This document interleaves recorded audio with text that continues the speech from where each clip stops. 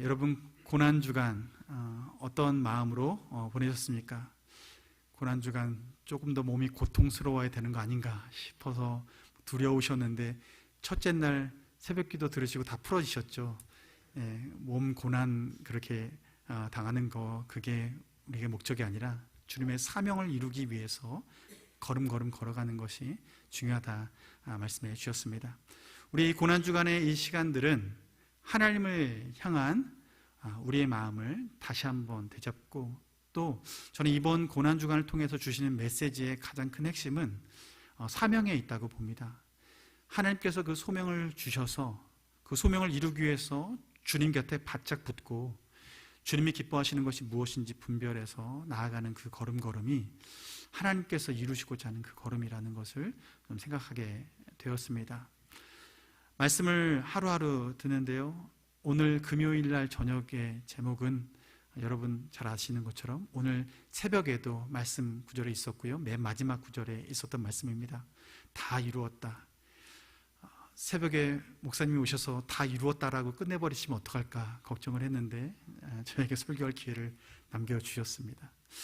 여러분, 다 이루었다라고 말을 할 때 여러분 무엇을 보고 우리는 다 이루었다라고 말할까? 여기는 전제가 있습니다. 다 이루었다라는 것은 전제가 무엇이냐면 계획을 했다는 거예요. 계획을 했으니까 이루는데 다 이루었다라고 말할 수 있는 거죠. 계획한 분량이 있기 때문에 그 계획한 분량 안에서 다 했는지 조금 했는지 아니면 못 했는지가 결정이 돼요. 그런데 다 이루었다라는 주님의 이 말씀을 들고 우리가 오늘 은혜를 나누고자 하는데요, 여러분, 그래서 다 이루었다라고 말하면 이런 거죠. 여러분, 모세오경 통독, 오경통한 사순절 보내시고 계시면서 이 모세오경 통독 다 하셨습니까? 다 이루셨나요? 엄밀히 말하면 다 이루지 않았죠. 우리는 아직 하루가 남아 있습니다. 내일이 지나야 다 이루어지는 거죠. 아직 다 이루지 못했어요. 40일 동안 우리가 읽을 분량을 정했고, 그리고 매일 읽고자 하는 약속을 했었고, 그리고 마지막 날이 되어서 우리가 시간이 되어서 읽어낼 때 시간이 되고, 그리고 실제로 그것을 행했을 때에 우리는 다 이루었다라고 얘기를 합니다. 다시 한번 질문해 보죠. 여러분, 고난주간 특별 새벽 기도회 다 이루셨습니까? 네. 작정하신 분들 새벽마다 나오셔서 오늘 아침까지 새벽에 나오신 분들, 월, 화, 수, 목, 금, 오늘까지 나오신 분들은 다 이루셨습니다. 계획했고요, 그 계획한 것을 끝까지 다 하셨으니까 다 이루신 거죠. 우리에게는요, 계획이 있고 완성 목표가 있어요. 우리는 무엇인가 계획할 때는 어떤 기대를 가지고 계획하냐면 다 이루길 바라면서 계획합니다. 하나님은 어떠실까요? 하나님도요, 계획하실 때는 다 이룰 것을 결단하시고 계획하십니다. 하나님의 계획은, 그런데 우리의 계획과는 좀 달라요. 하나님의 계획은요, 완전한 성취를 이루십니다. 우리의 계획은요,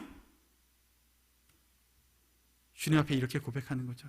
육신이 약하오니 육신이 약하오니. 그건 주님이 우리한테 하실 말이지 우리가 스스로 할 말이 아닙니다. 그건 핑계죠. 내가 스스로 할 땐, 주님께서 우리에게 하실 때는 위로지만 내가 스스로 할 땐 핑계예요. 그 핑계가 나올 때는 왜 나올까요? 계획을 하는데 그 계획을 다 이루지 못하는 거예요. 그래서 우리에게 익숙한 단어는요, 다 이루었다라는 단어보다는 안 이루었다 라는 단어가 우리에게 훨씬 더 친밀하게 다가오고 우리의 일상 같아 보입니다. 어떠세요? 여러분의 일주일, 이번 한 주간을 살아가실 때 다 이루셨습니까? 안 이루셨습니까? 네, 크게 대답하지 않으셔도 괜찮습니다. 그런데 감사한 것은 우리는 이 연약한 육체를 입고 살아가고 연약한 의지를 가지고 살아가고 연약한 지식을 가지고 살아가는 우리는 무엇인가 열심히 지혜를 다 구해서 계획을 하고도 결론적으로는 이루지 못하는 삶을 살아가는 그런 연약한 존재입니다. 그런데 하나님은 우리와 다르시게 계획하신 것을 이루시는 하나님이십니다. 너무나 좋지 않습니까? 우리 하나님은 그렇게 계획하시고 하나도 놓치지 않으시고 이루시는 분이세요. 특별히 우리가 이 고난주간을 보내고 성금요일, 이제 부활절을 앞두고 오늘의 이 절기를 지내가면서 우리 마음속에 오늘 이 단어인 예수님께서 십자가에 못 박히셔서 마지막 내뱉으신 그 말, 다 이루었다 라고 말씀하시는 이 한마디의 말씀, 여러분, 이 말씀에는 의미가 담겨져 있죠. 다 이루었다라고 말씀하실 때 이룬 내용들이 있습니다. 무슨 일을 하셨습니까? 무엇을 다 이루었죠? 우리가 잘 아는 것처럼 우리를 위해서 대속해 주셨죠. 완전한 대속을 해 주셨습니다. 그래서 테텔레스타이, 값을 다 치루었다 라고 말씀하시면서 우리에게 그 대속의 확증을 해 주시는 사건, 십자가에서 그렇게 선포하시면서 주님은 그 삶을 마감하셨어요. 육체의 삶을 그렇게 마감하셨어요. 그런데 주님께서는 그 다 이루었다, 그 끝에 그렇게 죽음을 통해서, 대속을 통해서 우리에게 그렇게 말씀하셨는데요, 이 일이 이루어질 때 그렇다면 계획이 있었겠죠. 다 이루었다라고 말씀하실 때 우리를 향해서 이 대속의 은혜를 주시기 위해서 하나님께서 계획하신 것들이 있는데, 하나님이 이것을 언제부터 계획하셨습니까? 태초부터 계획하셨죠. 둘째 날 새벽 기도회 때 이야기입니다. 하나님께서는 그것을 태초 때부터 계획해 놓으셨습니다. 그리고 그 계획을 이루시고서도 지금도 그 계획 안에 우리가 들어오기를, 그 은혜 가운데, 그 긍휼 가운데 들어오기를 지금도 기다리고 계십니다. 하나님께서 계획하셨는데 뭘 계획하셨어요? 창세기 3장 15절 말씀에 뭐라고 하십니까? 그때 원복음을 주셨죠. 우리가 죄 짓고 난 다음에 내가 너로 여자와 원수가 되게 하고 내 후손도 여자의 후손과 원수가 되게 하리니 여자의 후손은 내 머리를 상하게 할 것이요 너는 그의 발꿈치를 상하게 할 것이니라 하시고, 주님께서는 우리가 죄를 짓고 나서 이 죄에 대한 처리를 하기 위해서 계획을 하셨는데, 그 계획을 우리가 죄 짓는 그 순간, 사실 그 전부터 계획을 하고 계셨던 거예요. 그 계획을 하시는데 뱀의 유혹으로, 사탄의 유혹으로 죄 짓게 된 인간의 그 죄를 대신 처리하기 위해서, 그리고 그 일을 완전히 끌어내기 위해서 뱀의 머리를 상하게 할 존재가 이 땅 가운데 나타날 것인데, 그 존재가 뱀의 머리를 상하고 또한 뱀은 발꿈치를 물겠지만 미약하게 끝낼 것이다 라고 얘기하는 거예요. 원복음으로 계획을 하신 거죠. 자, 그렇다면 여러분, 십자가가 그 사건을 이루는 현장인 줄을 믿으십니까? 정말 믿으십니까? 그런데 그분이 예수님이라는 걸 믿으십니까? 네, 잘 믿으시고 계십니다. 자, 그런데요, 여러분, 십자가에 못 박힌 사람 예수님이셨죠. 그런데 그때 예수님만 못 박히셨습니까? 아니죠. 양옆에 강도 둘이 못 박혔어요. 같이 못 박혔어요. 자, 그렇다면 여러분, 같은 시대에 같은 시간에 십자가에 못 박힌 사람이 세 사람입니다. 그런데 그 세 사람 중에서 진짜 그 메시아라는 그 사실을, 그 세 사람 중에서 어떤 사람이 그 사람인 줄 우리는 어떻게 알 수 있을까요? 우편강도가 더 극렬하게, 더 멋있게 딱 죽음을 맞이하면 더 그럴듯해 보여서 이 사람이 또 메시아 될 것 같지 않습니까? 어떻게 분별하죠? 다 이루었고 십자가에서 피 흘렸잖아요. 이 사람도 손에 못 박혔고 피 흘렸는데 왜 좌우에 있었던 사람이 아니라 그 가운데 있었던 예수님이 그 사람이라고 여러분은 믿으십니까? 목사님이 얘기하셨잖아요. 제가 얘기하면 다 믿으시겠습니까? 그런데 오늘 다 이루었다라고 하시는 그 말씀에는 이런 게 있는 거죠. 하나님께서 이 계획하셨을 때, 이 계획하셔서 같은 시간대에 십자가를 세 명이 똑같이 져서 누군지 사람들은 분별하지 못하고 있을 그때에 그 사람 분별될 수 있는 근거를 마련해 주셨는데, 바로 다 이루었다에는 마지막에 그렇게 죽음으로써 우리의 대속, 피 흘리심의 그 목적을 이루셨다라는 말도 있는데, 그 중간에 뭐가 있냐면 하나님께서 예언하셨던 그 사건을 그 다 이루어내신 그 중간중간에 메시아라는 증거, 확증들을 가지고 있는 그 한 사람, 그것까지 다 이루어낸 그 한 사람, 그 한 사람이 피 흘린 그 피가 우리를 대속하는 그 피다라고 얘기하는 거예요. 예수님은 구약의 메시아를 향한 그 예언을 이루신 그 주님 맞습니다. 맞습니다. 여러분, 예수님에 대한 예언이 구약에 많이 나와 있어요. 이사야서 53장이 우리가 알고 있는 비근한 예 중에 하나인데요. 여러분, 이사야서 53장 말씀 보면 53장 7절 말씀에 이런 말씀이 있어요. 함께 읽어볼까요? 그가 곤욕을 당하여 괴로울 때에도 그의 입을 열지 아니하였으며 마치 도수장으로 끌려가는 어린 양과 털 깎는 자 앞에서 잠잠한 양같이 그의 입을 열지 아니하였도다. 아멘. 여러분, 이 장면, 지금 이사야서에 이사야가 예언을 하는데요, 예수님 태어나시기 전에, 예수님 활동하시기 전 700년 전에 예언자가 이사야입니다. 이사야가 이 예언을 했어요. 이 예언을 했는데 이 예언에 걸맞게 이 일을 당한 사람이 누구라고 생각이 드십니까? 네, 예수님이시죠.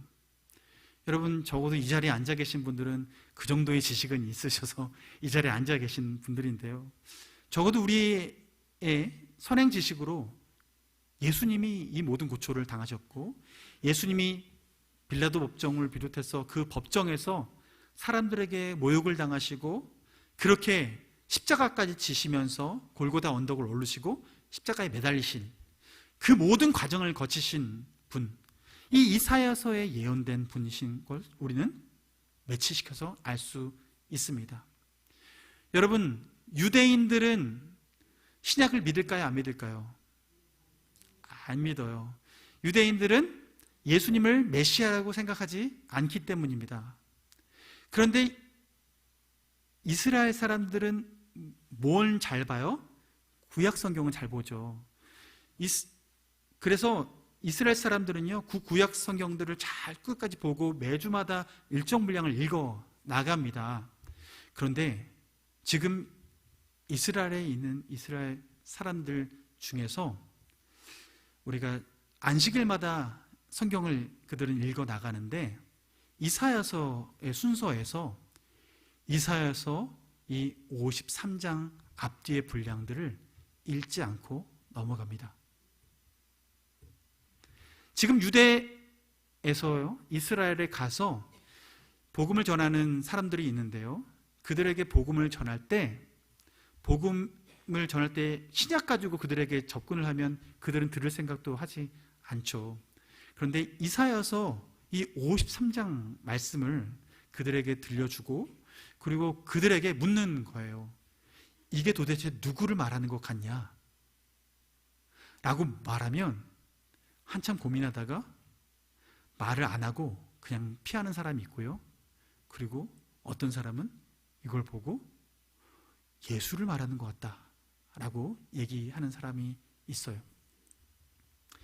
이렇게 고백한 사람이 신약 성경에 나옵니다. 사도행전에서 빌립이 광야로 가서 성령에 이끌림 받아서 만났던 사람, 바로 에디오피아 내시입니다. 그 에디오피아 내시가 성경을 읽고 있었는데요, 그 성경을 읽고 있었을 그때에 빌립이 가서 물어요.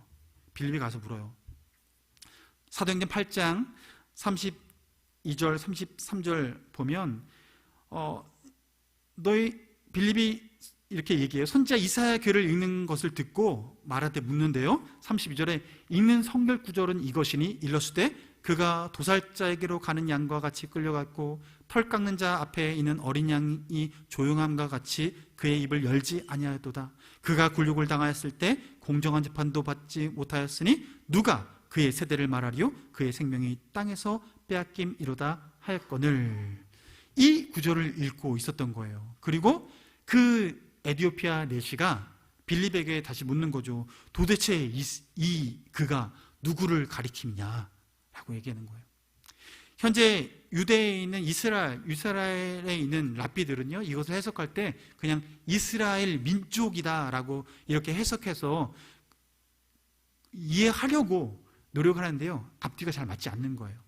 그런데 오늘 빌립이 에디오피아 내시에게 설명해 준 것처럼 그가 바로 예수다. 그렇게 고난을 당하고 고초를 당하고 십자가에 못 박히신 분, 그분이 예수다. 이사야가 예언했던 그 메시아가 바로 그 예수다 라고 설명하고 있는 거죠. 여러분, 우리가 구주로 믿는 예수 그리스도, 십자가에 못 박힌 예수 그리스도는 이사야의 이 말씀 외에도 성경의 수많은 예언의 그 성취를 이루신 분이십니다. 메시아는요, 베들레헴에서 태어난다라고 얘기했어요. 미가서 5장 말씀을 보면 베들레헴 에브라다야, 너는 유다 족속 중에 작을지라도 이스라엘을 다스릴 자가 내게로 나올 것이라, 이렇게 말하고 있어요. 미가서 선지자가 얘기했던 이 말씀이 실제로 예수님 탄생 가운데 성취되었습니다. 여러분, 또 성취되어야 되는데 도저히 다른 사람이 할 수 없는 성취가 또 뭐가 있는지 아세요? 이사야가 또 예언한 게 있어요. 7장 14절 말씀에 이렇게 말합니다. 그러므로 주께서 친히 징조를 너희에게 주실 것이라. 보라, 처녀가 잉태하여 아들을 낳을 것이요 그의 이름을 임마누엘이라 하리라. 예수 그리스도께서 탄생하실 때 마리아에게 천사가 나타나서 얘기하죠. 너희가 잉태하게 될 텐데 그 이름은 임마누엘이라고 해라.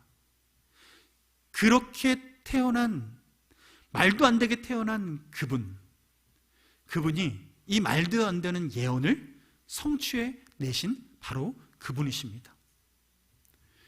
여러분, 우리는 예수 그리스도를 구주로 믿습니다. 우리는 예수 그리스도를 내게 좋은 일 해주시는 분, 내가 몸이 좀 아플 때 내가 기도하면 내 몸을 좀 편안하게 해주시고 나를 낫게 해주시는 분, 내가 곤란한 공경을 당했을 때 내 앞길을 활짝 열어주시는 분. 여러분, 예수님은 이런 정도의 하나님이 아니십니다. 기적과 이사는 애굽의 마술사도 일으켰습니다. 그러나 우리 주님께서 어떤 마술사도 할 수 없었던 일을 하셨는데 그것은 바로 우리를 위해서 죽으시고 우리의 모든 죄를 대속하신 것입니다. 하나님께서 이렇게 대속을 선택하신 이유는 무엇일까? 이렇게 하나님께서는 처음에 이 죄 지은 것을 보고 이 죄를 어떻게든 해결해야 되는데 죄 지은 자를 대상으로, 즉 아담과 하와를 바라보면서 죄 지은 이후에 두 가지 반응밖에 하나님은 할 수가 없어요. 하나는요, 죄 지었으니까 어떻게 해야 돼요? 심판하셔야죠. 징계하셔야죠. 그럼 죄의 삭은 무엇입니까? 사망이에요. 죽음이에요. 흙으로 빚었으니까요, 간단합니다. 흙으로 돌려보내면 되고요. 진흙 것 같으면요, 그냥 이렇게 쭉 다시 빚어가지고 새롭게 만들어야지 하면 돼요. 그런데 여러분, 하나님은 그렇게 하지 않으셨어요. 저는 이 하나님의 성품을 어디서 좀 발견하냐면, 모세를 통해서 이스라엘 백성을 출애굽시킵니다. 출애굽시키고 모세에게 거룩한 호렙산에 와서 하나님 만나게 하시고, 그때에 밑에서 어떤 일이 벌어졌습니까?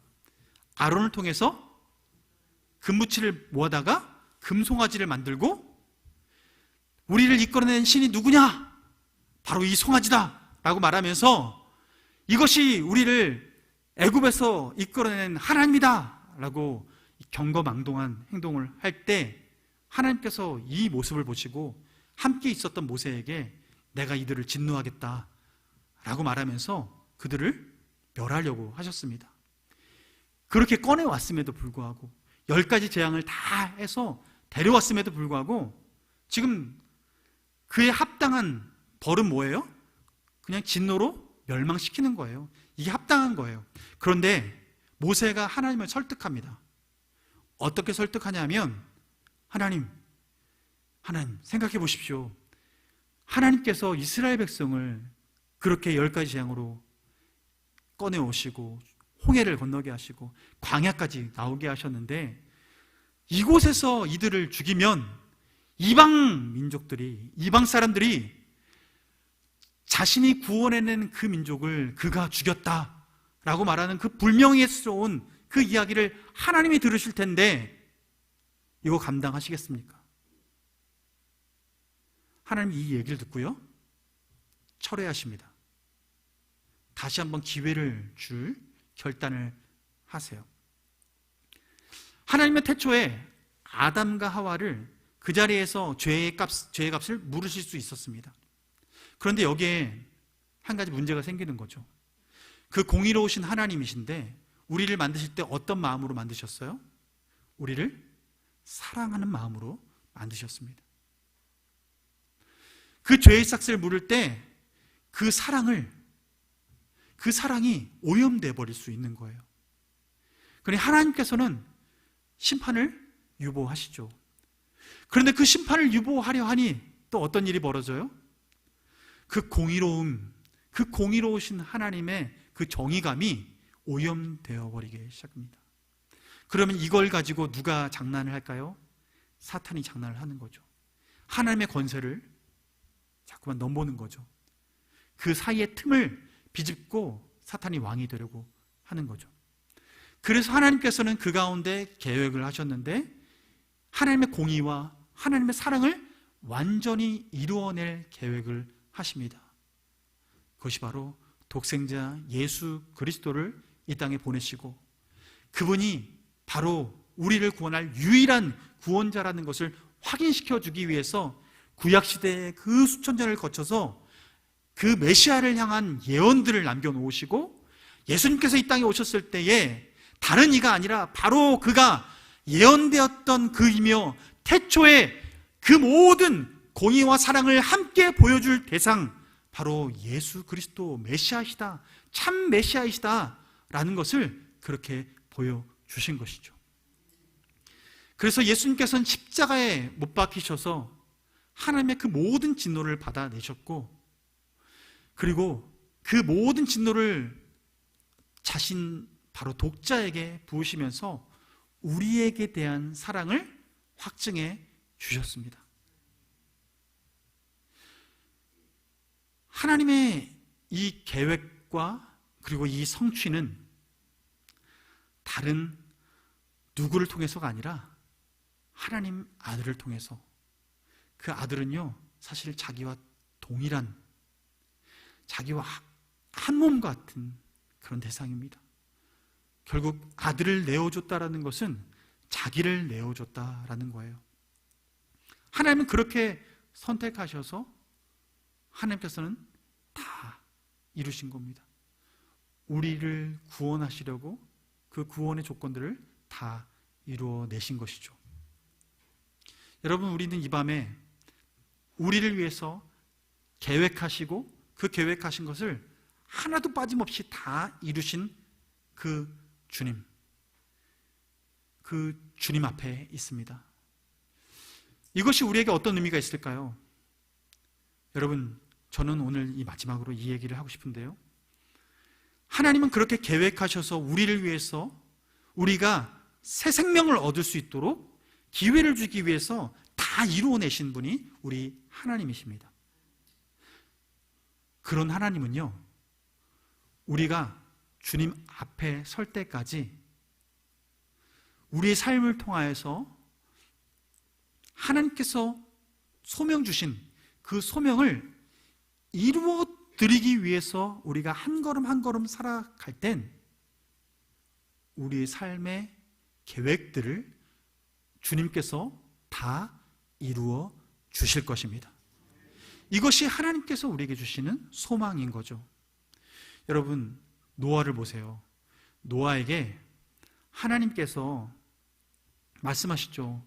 그 땅에 너무나 진노할 상황들이 벌어지니까 노아에게 방주를 준비하라고 명령하십니다. 준비하라고 얘기하세요. 그게 노아의 소명이 되었습니다. 노아는요, 그 소명을 이루어드리기 위해서 하루하루를 살았습니다. 그리고 방주를 다 만들었어요. 그리고 그를 구원할, 또한 그의 가족을 구원할, 또 거룩한 동물들과 또 남겨둘 동물들, 하나님께서 지정하신 그 동물들 살리실 준비를 다 했어요. 누굴 통해서 했습니까? 노아를 통해서 했죠. 그런데 여기서 다 이루실 때 하나님께서 어떻게 해서 다 이루셨냐면 그 방주 안으로 동물들을 다 모아주셨습니다. 다 타게 하셨어요. 그리고 다 타게 하신 후에 이 방주를 만든 사건에 있어서 궁극적인 목적, 그 배 잘 만들었다 관상용이 아니라 그곳에 다 태워서 살리는 거예요. 다 살리는 거예요. 그런데 그들이 다 살 수 있었던 이유는 그들이 다 타고 노아까지 타고 났을 때 하나님께서 그 출입문을 닫아주셨습니다. 하나님이 그 문을 닫아주심으로 말미암아 하나님이 계획하셨고 소명을 이루었던 노아, 순종했던 노아, 그리고 결국에는 그 방주가 방주로서, 구원의 방주로서 쓰임받을 수 있었던 그 모든 조건들, 그리고 그 목적을 완전히 다 이룰 수 있었던 것입니다. 소명에 순종한 거죠. 여러분, 다윗을 보십시오. 다윗이요, 어린 다윗이 최초로 두각을 나타날 때가 언제인지 아십니까? 형들에게 아버지의 심부름으로 도시락을 갖다 주러 갔을 때 전쟁터에 갔는데요, 그때 싸움이 벌어졌죠. 골리앗과 이스라엘 백성들과의 싸움, 기싸움이 벌어지고 있을 그때입니다. 그런데 여러분, 골리앗이 하나님을 모욕하고 있는 그 장면을 다윗이 보고, 다윗이 듣고, 또 그 안에서 부릴 듯한 의분이 일어납니다. 하나님 아버지의 의분이 일어나는 거예요. 그랬더니 어떡합니까? 다윗이 골리앗을 대항해서 싸우려고 나가죠. 그 시간에 하나님 아버지께서 주신 마음, 그 마음에 불붙듯 하여서 이 싸움에 아무도 나가려고 하지 않는 그 싸움에 내가 나가야겠다, 내 밥이다 라고 생각하고서 나간 다윗. 다윗은요, 아버지의 마음을 가지고 아버지의 마음을 시원케 해드리려고 그 전장에 나갔을 때 결국 다윗은 그 돌멩이 하나로 골리앗을 넘어뜨립니다. 누가 이 전쟁에서 승리를 이끌었을까요? 하나님께서 다윗에게 아버지의 마음을 주셔서 그 아버지의 마음을 가지고 도전을 했더니 이 도전에서 물맷돌 던지는데요, 여러분, 전에도 말씀드렸지만 다윗이 물맷돌 하나만 집었습니까? 아니에요. 하나 집고 둘 집고 셋 집고 몇 개 더 집었어요. 너무 믿음이 없는 거 아닙니까? 다윗 좀 믿음 좀 있었어야 되는데 하나만 딱 짚고서 이거 내가 하나님의 사자이니 이 한 개만 집어도 난 충분하리라 라고 생각했어야 될 텐데 다윗은요 하나 짚고 또 하나 짚고 또 짚는 거예요. 하나씩 집어 올릴 때마다 어떤 마음을 가졌을까요? 저는 기도했을 거라 생각이 들어요. 하나님 제게 힘을 주십시오. 하나님 제가 순종하고 있습니다. 하나님께서 주신 마음이지 않습니까? 내 안에 그 돌을 하나씩 집어 올릴 때마다 성령이 주시는 감동이 확신으로 바뀌는 거죠. 내가 이루는 게 아니라 하나님이 완성하실 것이다. 이 확신이 마음에 꽉 찰 때 다윗은 더 이상 돌멩이 줍기를 계속하지 않습니다. 멈추고 돌멩이 하나를 걸어 물맷에 걸고 빙 쑥 던지는데요, 쓱 하고 그 관절이 꽉 하고 박히는 거예요. 여러분, 그 돌멩이는 누가 맞췄을까요? 네, 할렐루야. 다윗이 던졌는데요, 아마도 그 풍향을 계산하고 슉슉 바람을 불어서 정확히 미간에 도착하기 때까지는요, 아마도 골리앗이 날아올 때 이렇게 피해볼까 저렇게 피해볼까 하다가 바람이 이렇게 불었다 이렇게 불었다 해서 결국엔 그 미간에 정확히 꽂아 넣으신 그분은 하나님이십니다. 저는 그렇게 믿어요. 우리 하나님은 다 이루시는 하나님이십니다. 다 이루시는 그 하나님은 우리를 어떻게 쓰시냐 하면 바로 소명에 붙들려서 살아가게 하시면서 하나님의 뜻을 이루어 가시는 거예요. 우리 한 사람 한 사람 하나님의 뜻을 이루어 갈 수 있도록, 마침표를 찍을 수 있도록 해 주시는 거죠. 이 밤에 나오신 여러분은 그 다 이루시는 그 하나님의 은혜를 맛볼 분이실 줄로 믿습니다. 그러려고 나오셨잖아요. 그래서 오늘 이 밤에 우리가 성찬을 하는 이유는요, 저는 이렇습니다. 주님께서 우리를 구원하셨습니다. 십자가의 죽으심으로 죄값을 다 치러내셔서 하나님과 친밀하게 하셨습니다. 이 친밀함은 지난 주일에 말씀드렸듯이 떼어낼 수 없는, 중간에 아무 틈도 없고 기포도 하나 들어가지 않고 완전하게 일체가 돼서 더 이상 뗄래야 뗄 수 없는 완전한 한 몸 되게 하신 그 하나님, 우리가 주님과 그렇게 한 몸 되었기 때문에 여러분, 계획하신 것을 다 이루었다라고 말씀하신 예수님과 우리가 한 몸이 되는 것입니다. 여러분, 우리 삶을 이제는 하나님께서 위대하게 사용하실 것입니다. 주님 다시 오실 그때까지 우리를 통해서 하나님은 매 시즌마다, 우리의 인생의 시즌마다 다 이루었다, 다 이루었다, 다 이루었다, 나를 통해서 다 이루시는 주님을 찬양합니다. 우리 인생을 그렇게 채워 나가는 것이죠. 우리가 성찬을 참여하면서 떡을 떼어서 받아 먹고, 우리가 주님의 살을 먹을 때 우리가 주님과 한 몸이 되어지고, 주님께서 흘리신 그 피를 생각하며 우리가 포도주를 함께 대하게 될 때 주님의 피가 우리를 살리고 우리 모든 죄를 대속하셔서 우리가 주님과 연합하는 것이 조금도 부끄럽지 않고 더 이상 주님을 피하지 않아도 되는 그 거룩한 존재가 되어서 이제는 주님의 뜻을 우리를 통해서 이루어 가시는 그 하나님을 간절히 소원하고 그 하나님과 동행하는 삶을 살아가는 것, 우리가 이 시간 성찬을 통해서 고백하는 우리의 고백인 줄로 믿습니다. 여러분, 저는 그래서 성찬이 너무 귀해요. 하나님 앞에 우리가 내가 주님의 몸입니다. 그 몸으로서 이제 하나님은 우리 인생 가운데 이루어가기 시작할 것입니다. 그런데 주의하십시오. 하나님은 우리의 욕심을 이루시는 분이 아니라 하나님의 뜻을 이루시는 분입니다. 우리가 그래서 기도할 때요, 주님 약속의 말씀은요, 너희가 내 안에 거하고 내 말이 너희 안에 거하면, 주님과 일치된 삶, 주님의 말씀이 나를 지배하는 삶, 주님의 말씀에 따라 순종하려는 삶, 그런 자를 통해서 하나님은 다 이루어 가십니다. 그 다에는요 조금도 모자름이 없어요. 모자름이 없어요. 그 하나님이 우리 하나님이십니다.